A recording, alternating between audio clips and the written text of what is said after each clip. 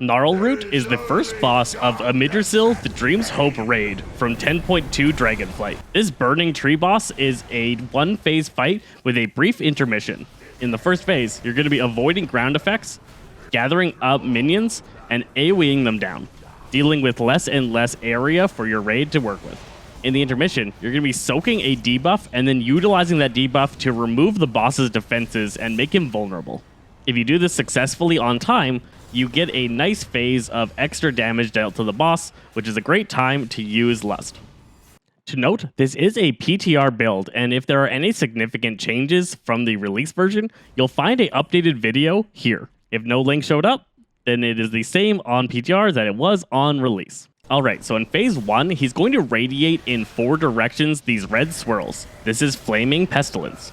Some of these swirls are going to leave these little lasher heads sticking their head out of the ground.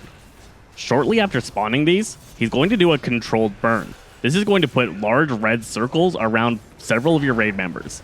These raid members need to spread themselves out and make sure that their circle overlaps as many of the tainted lashers as they can. This will burn the tainted lashers, making them stand up and become targetable.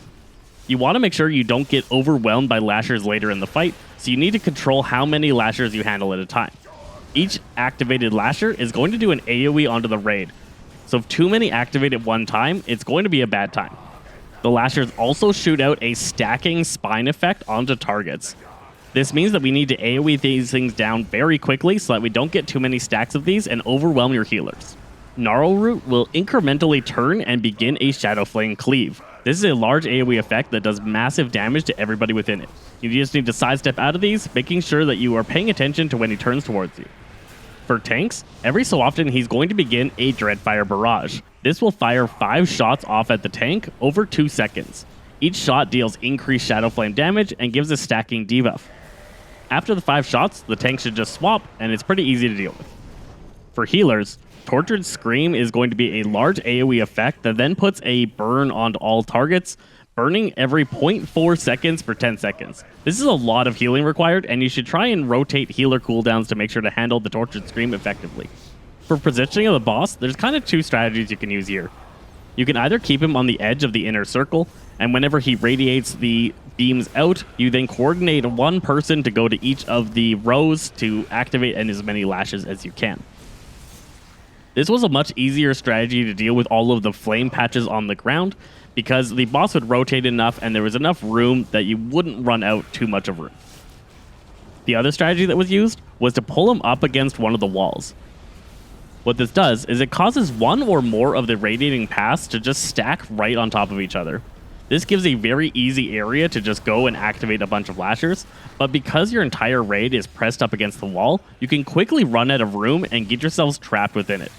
To do the strategy, after each set of lashers goes out, the entire group should rotate clockwise or counterclockwise around, getting away from the previous lasher points.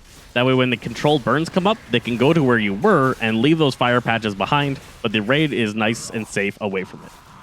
After about 2 to 2.5 minutes, the intermission began. This is going to cause him to activate all existing lashers that have not yet activated. This is going to cause their activation burst, so if you just ignore the lashers, the entire raid will die at this point.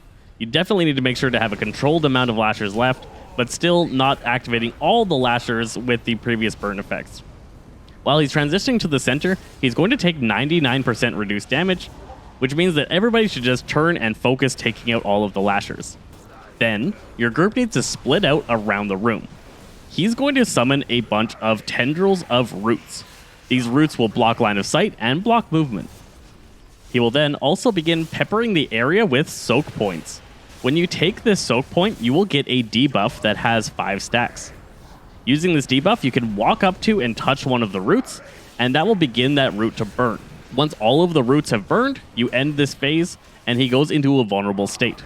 If you don't burn all the runes, you're going to be taking constant damage from these raining meteors, and eventually your healers are just not going to be able to keep up. Every missed soak point is a massive amount of raid damage, so you need your group to be well spread out around to be able to catch as many soak points as possible, and you need to be running around and burning off all those roots. Throughout this phase, he has a circle around him that deals massive damage to anybody within it, and he's taking reduced damage, so you really shouldn't be underneath him anyways. He'll also radiate out Toxic Loam. This is big damage on the raid, constantly pulsing for the healers to be able to deal with. You need to make sure to have a healer in each quadrant because of the root line of sight and needing to be able to keep everybody topped off. Once the roots are gone, the boss will become stunned in the center of the room, and he will take 100% increased damage. This is the best time to use your lust effects, as well as pop as many cooldowns as possible. We found this happened at about 2.5 minutes, which doesn't line up too well with the 3-minute cooldown rotations. If you need an easier time taking out this boss, you can make this intermission phase last a little bit longer by not burning all the roots off very effectively and taking a little bit more time so your 3-minute cooldowns are available for that hard burn phase. When the burn phase ends, he will get a stack of Rising Mania. This increases all of his damage dealt by 10% for the rest of the fight and is a stacking debuff. Expect on Mythic difficulty for you to get multiple of this rotation and rising stacks of this debuff. We found on Heroic with about 440 item level, we were able to kill him before he got into a second transition phase. This was a generally pretty fun fight for a starter fight of a raid. A decent tank and spank that was not too complicated, but had a unique mechanic to kind of keep it fresh. I hope you enjoyed this guide, I hope it helped you take out this boss, and I hope you'll hit that like and subscribe button to come back for more. I'm Zesty Phresh from Slaza Games, and we'll catch you guys next time.